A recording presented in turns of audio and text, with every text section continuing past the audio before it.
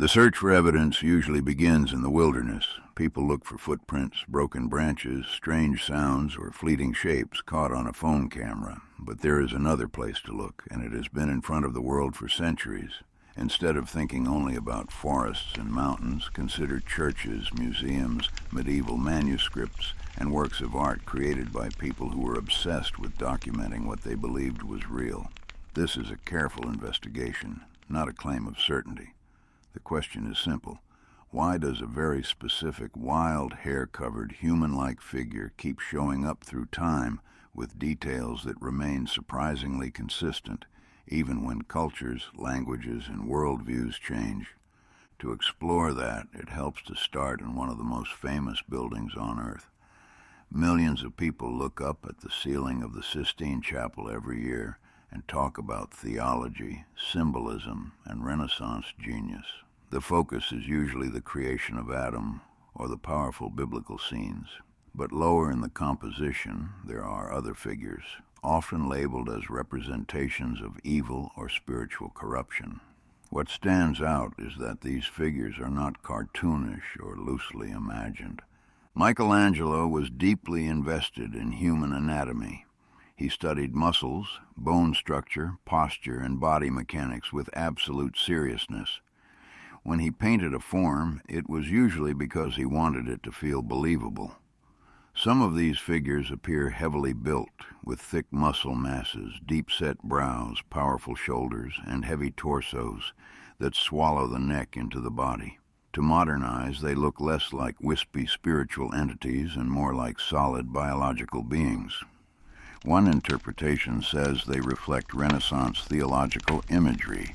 A different interpretation asks whether they echo stories and descriptions that were circulating at the time about something wild, powerful, and human-shaped. Both positions can sit side by side. What matters is that the physical detail is unusually grounded. If that were the only example, it could easily be dismissed as creative license. But it is not alone. Travel north into Italy and you encounter depictions of the wild man, or Homo salvadego, represented in murals and regional art from roughly the same era. These figures are not shown as laughing fairy tale creatures. They are large, hairy, standing upright, and visually portrayed as physical beings that occupy space. They often hold crude tools or clubs, suggesting strength combined with a kind of primal practicality. What is interesting here is consistency. When a culture invents completely imaginary monsters, they often vary wildly from artist to artist. In contrast, the wild man keeps appearing with the same features. Full body hair with the face partly exposed, great height, immense upper body, strong arms, and a sense of being close to human, yet not fully part of society. A purely symbolic reading says these are metaphors for untamed nature, social fear, or the boundary between civilization and wilderness. That explanation is entirely valid and widely accepted among historians. But the detail remains. The figure is stable, not chaotic, and that raises the question of why this specific physical template endured so stubbornly. The medieval world did not treat unusual beings only as entertainment. There were serious discussions about whether they were human, animal, something in between, or something entirely different. One of the clearest examples comes from early Christian scholarship. Certain writers grappled with reports of strange races and beings that did not easily fit into existing categories. Instead of laughing them off, they asked whether such beings should be considered part of humanity, whether they possessed reason, and whether they belonged in the same moral and spiritual framework as ordinary people. This is significant, not because it proves biology, but because it shows these ideas were not seen as trivial fairy stories. They were considered questions worth debating. That demonstrates that the cultural memory of wild, human-like beings was not shallow. It was taken seriously enough to require classification. Again, the cautious view says medieval scholars often accepted things we would now classify as myth, Another view says the seriousness with which these accounts were discussed implies they were responding to something that felt real to them. Move forward and similar figures appear carved into church woodwork across Europe. In choir stalls, misericords, and decorative panels, craftspeople often included scenes with symbolic or moral value. Among scenes of everyday life, plants, animals, and religious imagery, there are repeated depictions of large, hairy humanoid forms, sometimes carrying weapons, sometimes interacting with knights or villagers. These carvings do not look like playful cartoon monsters. They appear as recognizable characters with familiar design traits. That consistency matters. When dozens of unrelated artists across regions and decades portray the same kind of creature the same way, it tells us something about how firmly this idea was embedded in the culture. Heraldry adds another dimension. Family crests and shields were not random decorations. They were meant to communicate identity, power, status, and intimidation. Lions, bears, and eagles were used because they represented real strength. Yet hundreds of European heraldic designs feature the wild man as a supporter figure or emblem. The repeated inclusion of this being in contexts associated with strength and danger is striking. It suggests that the wild man was not treated as a joke or a harmless fantasy figure. It was treated like something that symbolized genuine power. The conventional interpretation is that it stood for raw force, chaos outside civilization, or the primal world humanity had to tame. A different interpretation wonders whether it might have also drawn from actual reports or beliefs about something that existed in remote landscapes. Either way, it functioned as something close to reality in the minds of the people who used it. Looking beyond Europe, exploration stories complicate the picture further. Ancient accounts describe encounters with beings that were hair-covered, agile, strong, and capable of hurling stones or climbing rough terrain quickly. Later writers repeated some of these descriptions, passing them forward through history.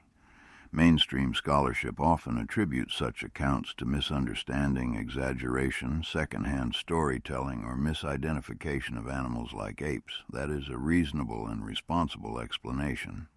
But the behavioral details, such as stone throwing, fast climbing, and fierce resistance when confronted, read very much like the reports people still describe in modern contexts.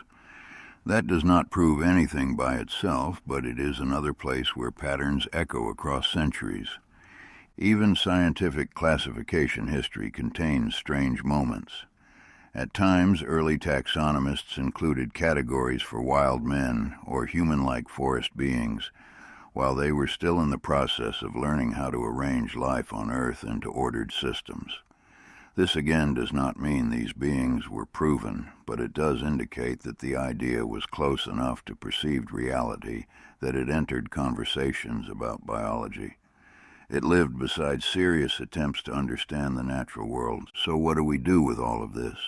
Across different eras, regions, and creative mediums, a very specific figure keeps reappearing. Tall, powerful, covered in hair, shaped like a person, somehow separate from normal society, and appearing both threatening and, at times, morally complex.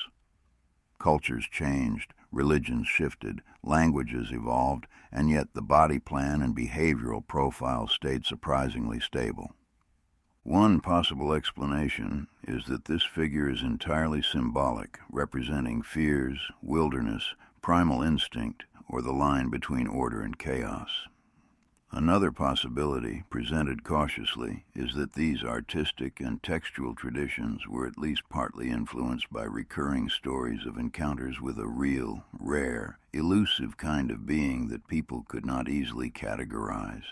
If such stories existed, art and literature would naturally absorb them. The safest way to approach this is not with declaration, but with disciplined curiosity. The artwork is real. The carvings are real. The heraldry exists. The texts exist. They all describe or portray something specific enough to recognize instantly when you see it repeated. The debate is not about whether these sources exist. but about what they represent. The responsible position is to acknowledge both sides. Symbolism is powerful, and cultures constantly turn abstract ideas into characters. At the same time, human history contains many examples of animals and peoples being misunderstood, mislabeled, or only partially documented for centuries. If the wild man tradition is purely symbolic, then what we are really studying is how societies expressed anxiety about the border between civilization and nature. If it is influenced, even in a small way, by repeated encounters with something living, then we are looking at a long memory echoing across time, reshaped by worldview, language, and theology, but still recognizable. Either way, it is meaningful. So instead of asking whether any single artwork proves anything, a better question is why the same kind of figure appears again and again across centuries, with features that do not drift much. Why did so many artists, writers, and thinkers find this form convincing enough to treat seriously? Why did they keep returning to it? That is the mystery worth exploring. The truth may lie entirely in symbolism, or partly in cultural memory, or somewhere between the two. But when themes refuse to disappear, when they survive changes in religion, politics, and science, they are telling us that something in them mattered deeply to the people who preserved them. Whether the wild man is metaphor, memory, or a blend of both, the fact that he keeps standing beside us in art and story suggests that humanity has long believed it was not completely alone at the edges of its world.